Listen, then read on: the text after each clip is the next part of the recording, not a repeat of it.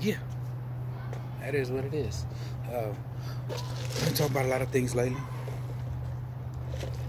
I've been gassing up on the left field, right fields. Somebody's like, would there be a center field? You know what? I don't know, maybe. But so far, left fields are what I would call like ancient alien information, and right fields is what I like to call the segregation, Jim Crow, black information. It's just how I go. I just provide information. Disclaimer, again, if this information finds you and makes you uncomfortable, please do me a favor and do not play any more of me, okay? Last thing I want to do is make you uncomfortable with what I got to say. And the last thing of what I got to say to make you uncomfortable is not my business, it's yours. You're the one uncomfortable. I just said it. So, sounds like somebody should have turned their ears off when the mouth came on. Or you prefer me to turn the mouth off so you can turn your ears up loud. I don't understand that equation. But anyway, yeah, so I hope this information doesn't find you. Like I said, I'm not trying to convert you. I'm not trying to push anything on you. I'm not trying to invade your space with my analogies and my information or what I believe. I'm not saying I believe any of this, because that's a great disclaimer for this. I'm not saying I believe anything. What I'm saying is I'm providing information, and I'm providing as much information as I could about a certain thing. I'm not trying to box a race, but I'm not trying to stretch them thin. I don't got time for this. This is what I do got time for. This next video, now we were talking about kemitic and Nubia and kemitic and Nubia because of the link Nubiatic and kemitic. And like I even got Cushitic, kemitic, Nubiatic, Sephardic. Like it gets bad, okay? It gets there. There is some of us that have been following a whole lot longer. I'm gonna say it. I wish I could give you information of, wish I could give you a timeline. It's from me directly, but this is what this is about. This is from this information. That's what you get, not me. You get this information from this. Okay, so let's get right into this and do our thing. And I believe I said we're gonna talk about Kemet or Nubia. Kemet, Nubia, same thing. So we're gonna kind of meatball that up real quick, and then we'll go from there. So yeah, we'll see. See you in a minute. Cue the music I like. Well, American privilege, well, it keeps blurring my vision. Inherited sickness. All too often, it is said that Africans outside of Kemet did not contribute meaningfully to history. Not only is that statement erroneous from north to south, from origin sciences to religion, but it is also false from the recent past to the ancient past.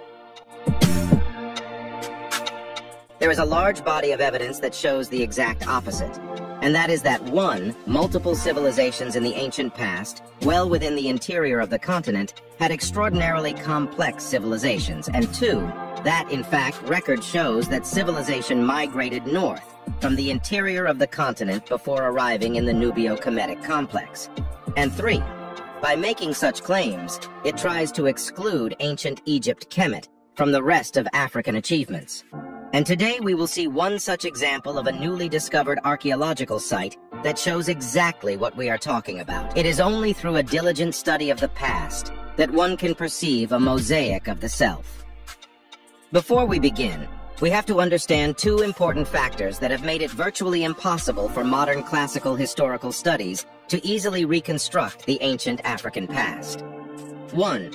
The extensive use of mud throughout ancient African history has meant that few, if any, have survived. There are so many advantages to building with mud in Africa that it would have been backwards to choose any other material. I won't cover the full documentary here, but in short, it is strong, it is economical, it is practical.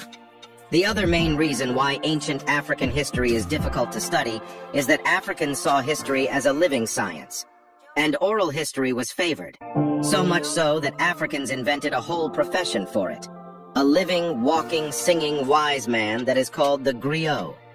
Just like the ancient Greek oral tradition, the griot was a veritable history book that would travel from town to town, educating people about their past. With a touch of embellishment, of course. However, this wasn't the case everywhere. Oh, and one more thing. For those who didn't know, the great majority of African constructions that survived through history were systematically destroyed by Europeans during the colonial era. This was deliberate in order to justify their mistreatment at the time. Because one cannot publicly justify the morality of mistreating another human being unless it removes his or her humanity first. Today we will visit one of the recent archaeological discoveries that show Africans' architectural prowess in the ancient past. And towards the end we will show other examples, seldom covered, that clearly dispel the myth that Africans cannot and did not build anything. The ancient city of Dukigel in modern-day Sudan. These recently discovered ruins in southern Sudan are fascinating archaeologists. Situated less than 1 kilometer away from the Nubian site of Kerma, they display an intricate architecture unseen until now. It now stands as one of the oldest historical sites in Africa, dating back 4,000 years. Kerma was one of the most ancient archaeological sites of ancient Nubia. It housed thousands of dwellings and tombs, and throughout kemitic history, Nubia was the refuge of lower Nile kemitic dwellers, whenever invaders, foreign to their culture, would encroach. Nubia is where Egyptians went to rekindle their culture, but was also their ancestral home. It is therefore very interesting to find another civilization, bordering Kerma with a completely distinctive culture. One that was peopled by populations further south of Nubia, but equally impressive, not just in its size, but also in its intricacy. Increasingly, important archaeological discoveries are being made. In 2018, a Sudanese archaeological mission discovered an ancient urban complex with the largest building holding more than 1,400 columns. These gigantic constructions clearly point to a very sophisticated society, with a very distinctive sub-Saharan architecture as evidenced by the circular motifs. This site was named Dukigel. The area was occupied in 5000 BC, but it isn't until 2000 BC that it emerges as a true city and a veritable trading center bordering the Central African civilizations and the Nubio-Kemetic civilization complex. Look at the sheer size of the unearthed constructions. Some of its mesmerizing buildings and temples are well over 100 meters wide, with towering walls and support structures. For comparisons, the ziggurats of Mesopotamia, which existed in the same period, were 40 to 50 meters in size. Archaeologist Charles Bonnet, who was part of the team that excavated the site, attests that these urban centers began flourishing around 2000 BC. By 1450 BC, Dukigel had become an important military commercial hub, and encroachment from its northern neighbor from the Nubio-Kemetic civilization complex started to increase. This caused the inhabitants of Dukigel to build very sophisticated defensive structures that they incorporated into their castles and temples. In its principal buildings, you can see the semicircular stands towering the outside walls and fake entrances, a perfect setup for archery defense. This was in addition to the city's outside defensive walls. The main palace housed alleyways leading to a 3-chairs throne, all of them with different height, implying a hierarchy of its ruling class.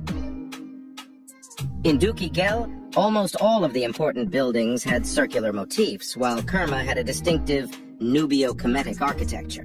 Their building technique is said to be from the south, deeper in Central Africa.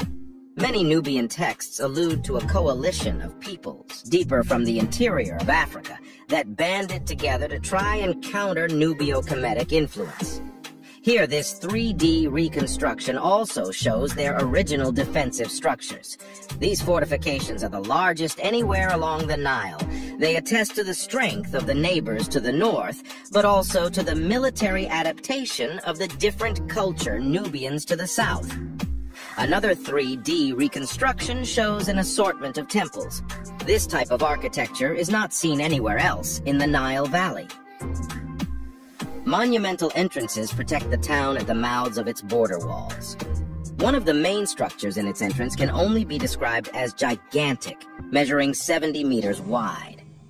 We can find outside gates with wide alleyways that will later be used by the Kemetic rulers to build a typical Egyptian alleyway similar to the one found in between the Karnak and Luxor temples. In the northern zone of this town, 2 sizable fronts were erected. Models of these structures are simply impressive. Notice these conic side columns that are similar in function and style to Mandinka architecture. Small temples of very complex layout have also been found with processional pathways leading to ceremonial altars. In 1450 BC, the town was invaded by Thutmose I. The pharaoh proceeded to add Egyptian motifs to the site. That began the kemitic colonization era of Duki Gel that would end in the 25th dynasty with King Taharqa.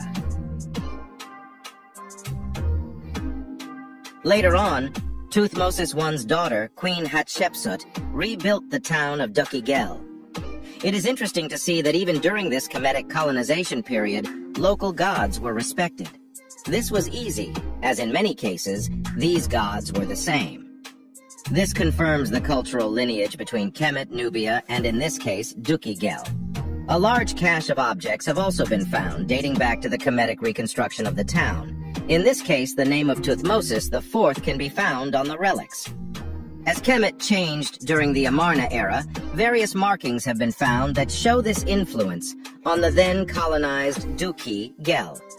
This continued all the way to the 25th dynasty, when King Taharqa reintroduced the distinctive circular architecture with circular motifs and round columns. The Nubian King Taharqa also ordered the construction of various temples throughout the Sudan. Interestingly, these temples all have the same floor plan. The site continued to evolve well into the Meroitic era and retained its significance and distinctive architecture. This site doesn't get the media coverage it really deserves. This is a major find, one that is showing the true ingenuity and technological prowess of the Central African civilizations, the same one that migrated north a millennia before and started what we now call Egypt, thanks to king names. It is at this point that two cultures start to evolve in different directions and separate a people from the same origin into two impressive kingdoms. What Duki Gel shows is that well into the Bronze Age, civilization from Central Africa already had complex technological and social development that was inherited in multiple forms by the various later civilizations in Black Africa. But most importantly, it shows that more studies have to be done to unearth further archaeological gems deeper in the continent,